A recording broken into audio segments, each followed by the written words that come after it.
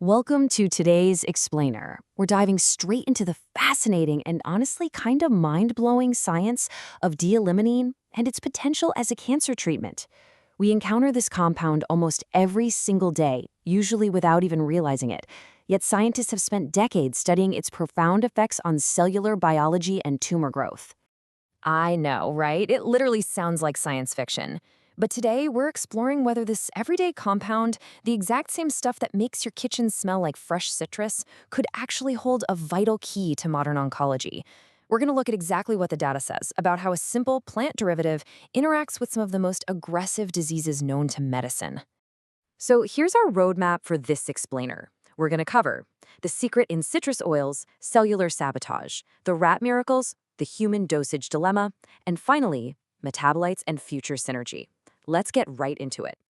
Part 1. The secret in citrus oils. Let's start right at the source. Get this. Mid-season sweet orange oil can contain up to 95% limonene.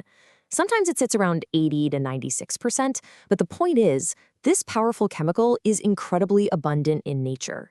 We extract it straight from the rinds of the fruit we eat every single day.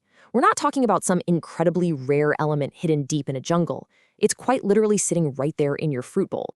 So, chemically speaking, D-limonene is what we call a monoterpene. Basically, these are the simplest, most lightweight compounds in the terpene family. Because they're highly volatile, they evaporate super easily into the air, which is exactly why you get that amazing, refreshing burst of scent the second you peel an orange. In nature, these essential oils act like local antiseptics and irritants to protect the plant. But as researchers found out, their biological activity goes way, way beyond just keeping bugs away. Which brings us to part 2, cellular sabotage. Let's zoom in and see how this actually works on a microscopic level. Okay, so here is the cellular saboteur effect in action. It's kind of like a microscopic heist. See, cancer cells often rely on mutated proteins, like the RAS oncogene, which essentially acts like a stuck gas pedal for tumor growth. But to do its job, RAS needs a lipid tail. Enter limonene. It steps in and blocks an enzyme called HMGR, effectively cutting off the supply chain for that lipid tail. Without it, the cancer-promoting protein is totally neutralized, and the cancer cell is forced into apoptosis, which is basically programmed cell suicide. We can actually see this happening in specific cancer lines. Take human bladder cancer cells, for example. Limonene stops their growth by triggering caspase activation. You can think of caspases as the cell's internal executioners.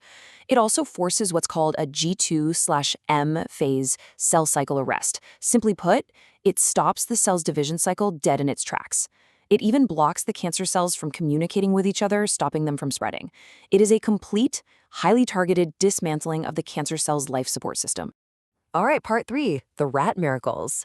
Let's look at the preclinical rodent models, because the results here are wild.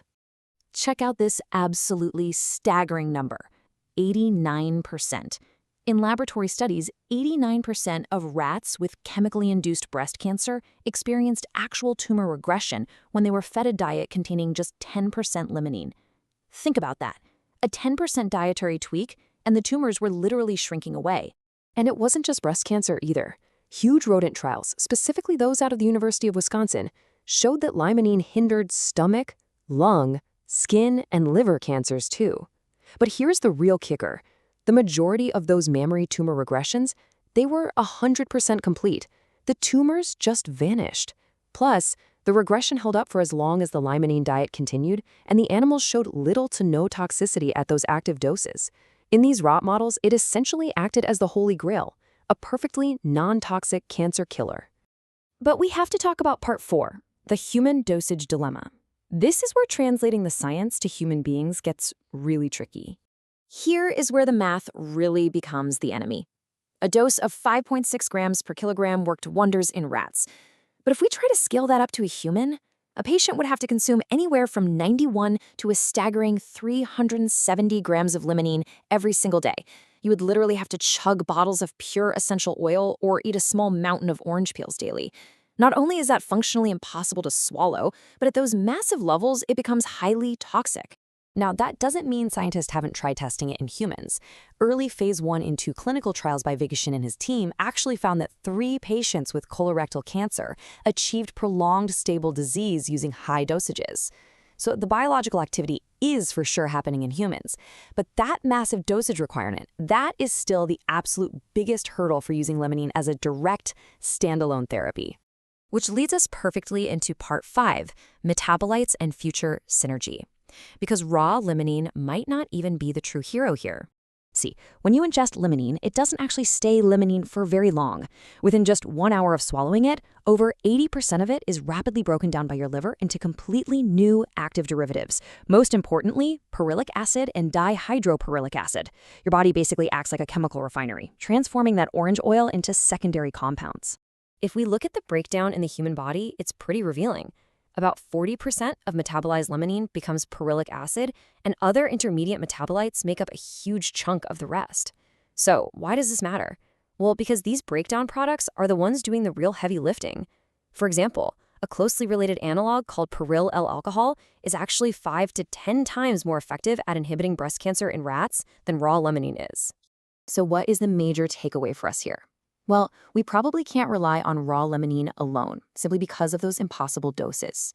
Instead, the future of this treatment lies in identifying those highly active metabolites, like perylic acid, and leaning into synergistic interactions.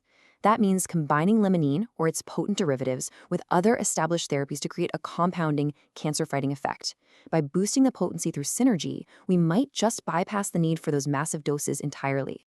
As researchers continue to untangle the complex mechanics of this amazing plant compound, I want to leave you with a final thought on this incredible bridge between nature's pharmacy and modern oncology. The mechanism is completely real, the cellular sabotage is proven, but the delivery? That's the puzzle we're still solving. If the cure really lies hidden within the peel of an orange, how do we safely unlock its full potential? It's a massive question that scientists are racing to answer right now, and one that could absolutely change the future of cancer treatment forever.